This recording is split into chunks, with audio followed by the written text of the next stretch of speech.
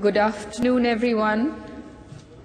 Welcome to the Cinema of the World press conference. And we have with us producer Sebastian Ober, who's made the film The Strange Ones. A little bit about Strange Ones.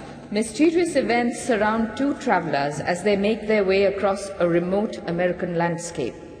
On the surface, all seems normal, but what appears to be a simple vacation soon gives way to a dark and complex web of secrets. We also have a very young person, Mr. Bogdan Yanku. Yeah, he's acted in the film In Blue. It's a film about a sturdy flight attendant who has to deliver a child in midair and gets involved in a confusing mother-lover relationship with a boy who's living under the streets of Bucharest. So the next director would be joining us in a short while. I request the two on stage to say a few words. After that, the floor is open for question answers. Please, Mr. Sebastian, say something about your film. So hello, I'm very honored to be here, of course. It's a great pleasure. The Indian film industry has been booming. I mean, the independent film industry has been booming, and now in Europe we're not talking just about Bollywood. Now we've seen great films. We've seen great films like The Lunchbox by Ritesh Batra that's been a big hit in France. So I haven't come here only to show my screen, but also I was part of Film Bazaar. The co-production market takes place in Marriott. And I've been, for the past 2 days, I've met a lot of indie Indian producers and directors with very interesting projects, and I might co-produce some of them. Some of them looked really interesting. So yeah, it's an honor to be here. Ms. Bogdan, can you say something about your role in the film? Hello. What can I say? It's okay. Let me start over. So I'm playing the role of Niku, who's the boy involved in this sort of relationship with this flight attendant, and he lives under the streets of Bucharest, so essentially he lives in the sewers. Now this sort of character, I think, in a way is written not only to showcase like a character, but also to raise awareness of the problem of this network of people living in Bucharest in the sewers. You know, it's a very bad thing going on, and I'm so honored that I was able to convey such emotions in order to raise awareness of the situation going on in Romania, and so I'm so incredibly honored that I managed to get here. I never thought I'd be able to ever come to India ever, and like not only come to India but also be invited here for like a film festival. I mean, that's absolutely amazing, and India has been marvelous so far. So thank you very much. Any questions to the two of them? Have you seen our films? Do you have questions about the films? Good question. We start off with a question for them. Yes, so for the ones who haven't seen our films, mine is screened tonight at 8 p.m. in one of the INOX. And yours? Is it screened again? Mine was screened yesterday at 3 in the afternoon, and I think it will be screened again sometime. Look at that guy.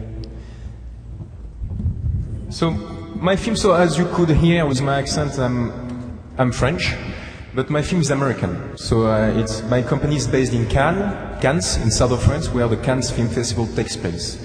But there, my job is really to look for talents all over the world, and I spotted these very good directors from New York. Her name are Lauren Wolfstein and Chris Radcliffe, and I decided to offer them to make this feature film called The Strange Ones. Together, we found other co-producers in the USA, but the project was started to be developed from France. And the film was shot in August, upstate New York, and it was premiered in South by Southwest in Austin, Texas, in March. It's been traveling to more than 30 festivals, international festivals, until now. but it's the first time that we screen the film in Asia. So it's actually the Asian premiere of the film. Sir, I have a question for you. Yeah. As you said, you have met a lot of people yesterday and day before yesterday, and you are finding few projects interesting. But can you give me a guide and can you give me an idea what kind of project that you would really be interested in working with? Is it a wide scope of things, or is it very narrow down to a particular thing, as in social issues about a place or a thing or a person? Or is it open to every forum or any idea? I would say everything that makes us see another culture. We want to see your culture, how it is, and I would say that as soon as you open your doors, we are very interested to see how you guys live, what all these love stories about the dowry stuff, it is still happening in villages or even in cities. How is the relationship between when you are 15 and you are in love with a girl which is 15 years old? How is it working? This kind of very cultural stuff, because in Europe it's not like this. We have our own culture about this. So all stories that Europeans don't know how you guys do. You see what I mean? And of course social issues are very important. Great. My next question is to Bogdan. Yes. Yeah, I hope That I is my pronounced it right. So, this is your first movie? No, if I'm correct, this is my 5th feature. 5th feature film. Yes. So you're a child actor? You could say that. I mean, I started off. I've played in my first commercial when I was 4.5 years old, and then I've done my first feature when I was 9, which was like a Christmas comedy sort of thing, and then one thing led to another, and I'm here now. Okay. So, it means if we call it in terms of Indian society or Indian cinema, you are a veteran now. So, which was the most challenging role you have done so far? Was this was the most challenging role, or prior to this was there any project? Yes, no, I'm pretty sure this was it. Is the sheer fact that so far I've had roles which were very much closer to who I am as a person, but this boy is from a complete other different world, and I had to do so much research. I had to speak to people who used to live in sewers and sort of get into their mindset. And I think all the credit for my performance there, I think it all goes to Jaap van Heusden, who's the director, who really managed to get the most out of me. No worries. Monsieur Robert, my name is Roona Agarwal and I am with All India Radio, which is India's national broadcasting organization. You mentioned the lunchbox. Yeah. And so if you've seen Indian cinema and you're obviously familiar with it, you've probably seen the evolution that we've had from what we traditionally call running around trees to music to more realistic film now, reflective of how society is, which we've largely seen in regional cinema in India, but we're seeing now more of in mainstream cinema. Coming from the French film industry, do you see that kind of an evolution, and maybe in a different context, but in your own film industry? Has there been a necessity for any kind of evolution in your own film industry?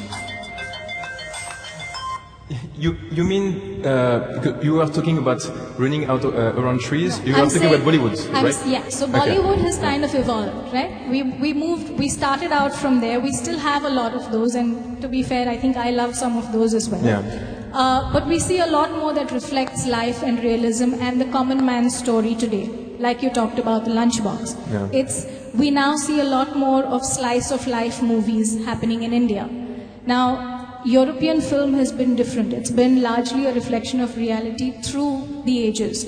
But is there any other kind of evolution that's happening either in terms of story and script or in terms of sensibility that you see happening in your own home film industry? In France, we've been very much focused on drama, as we would say, like, you know, the kind of films you see in big festivals like Cannes, Venice, this kind of festival. Lots of social drama focused. And now there's a trend from the young generation to make more into genre. So we see that some horror films getting in, thrillers, and I'm a short film producer basically, and then I turned into features 3-4 years ago. So I can see this generation trying to go more into genre. And you know why also? Because genre films export very well. Horror films export very well. Okay. It goes through borders. Okay. Okay. Thank you. That would be my... Thank you. That's interesting because for us, realism is almost a genre now. In India, it's not something. I think it's a movement that we saw a lot of in the 70s and maybe the early 80s, but subsequently over the years, especially the 90s and the early 2000s, we saw almost none of it. Okay. And it's coming back now. Okay. French person. Yep. Yeah, today I happened to see, just searching films and some information about France. I just saw a film festival for 3 months which you are promoting. I just read it. What's your opinion on a film festival for 3 months? I am promoting a film. In France there's going to be a film festival which is going to be for the duration of 3 months. I don't know that. What's the name of it? I just went through the browsers and I found one. Thank you could check through. But what's your opinion on a festival for 3 months when it happens? So thank you for giving me news about my own country that I didn't know. Actually, I've been part of a festival which is running for so long. It was called Cinema d'Amore in Italy, and the concept was amazing. And this is where I picked up most of my talented directors I work with from all over the world. I found them there. So it's a good concept. It's every week they are in a city in Italy. And during this week, so directors from all over the world, they make films together. You have a DP from China, then you have a director from Italy, then you have actors from Switzerland, from Australia. Together they have 1 week to make a film, and after the week they screen the film in the main square of the city, and then they go to the next city. And they do that for 2 months and a half. They travel all over Italy. This is also a way to attract more tourism, because they are doing tourism promotion towards all these people. So I would say that if the festival happens for 3 months, at least needs to change places, to make like a tour and link it to a tourism purpose. And you can get this kind of festival financed by tourist offices, I would feel.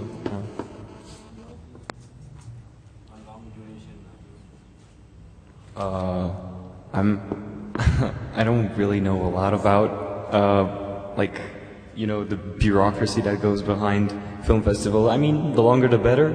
Does that make sense? And you need to have lots of content. I mean, if for 3 months you show always the same film, the audience will get bored. So either you move, or either every week new films. Yes? Yes, hello. Five films young. I've never heard that before. That is awesome. I did earlier. I'm Runa Agarwal again from Hello, my name is Volunteer. Bogdan. Hi, pleased to meet you. With whatever movies you've done and the range of cinema that you've been exposed to, hopefully, is there an ideal role that you think you would ever like to play? Oh, I always try to make up roles for myself. I want to play a boxer at some point just to get buff and be able to fight. I really want to play Mozart for some reason. But I don't think there's like one specific sort of thing. I mean, it's just fun to think about them, like what if, but through the characters I sort of create, I try to convey and sort of send a message, a moral, whatever you want to call it. So I don't think I would ever play a boxer, or I would ever play Mozart, or I would ever play anything of that sort if it didn't mean something. Those are just mindless fun games I have in my mind, but as long as it's important and it has substance, I think anything goes. And is there a particular method to your acting, a method of preparation? I think this really depends on the kind of film I do. For the first, for instance, 2 features I've been in, I was very young, so it was mostly just what came in natural, what came in natural, spontaneous in a way. And I still try to keep that as much as possible. I think being natural sort of keeps a sort of realism, but also moving on. For instance, if it's a comedy or sorry. If it's a comedy, I need to understand sort of the science of comedy and how to deliver a joke. If it's a drama and it's a character with a past, such as this boy from the sewers, then I sort of try to speak to people who've lived in that sort of situation and try to understand their mindset. It really depends on the film. I don't have one specific method, and I don't think I ever want to have one. Okay, Bogdan, can I ask a question? Yes, of course. Yeah, you are in class 11, still very young. Do you want to go to film school? Oh my God. I think it's, generally speaking, I think it's very sort of early in life to choose what you're gonna do for the rest of your life when you're like 19. It's weird for me. I really don't know if I'll keep on acting. I don't know if I'll do anything with like the film industry. But as long as I have a passion for it, yes, I'll keep on going. But the moment I lose passion for acting, it's gonna stop. I have one question for you. Yes. So we are celebrating James Bond here. Okay. And if James Bond is here. No, as in we are celebrating James Bond's retrospective. movie. We are James Yeah. Bond. Bond's movie. Yes. So tell me one of your favorite James Bond movie, and if there is any role you want to play in that. Oh, I want to play James Bond. Does that make sense? Yeah, sure. Which movie I'd it would be? in James Bond, in which movie? I think I'd do a good, like, proper Sean Connery, or that's a tough question. Really don't know. But I would like to be James Bond, but I think I have to be British and older and somehow taller. Maybe, I don't know. I don't know what are the requirements on the bucket list of what you should do when you're James Bond. Yeah, I don't know. GoldenEye. There you go.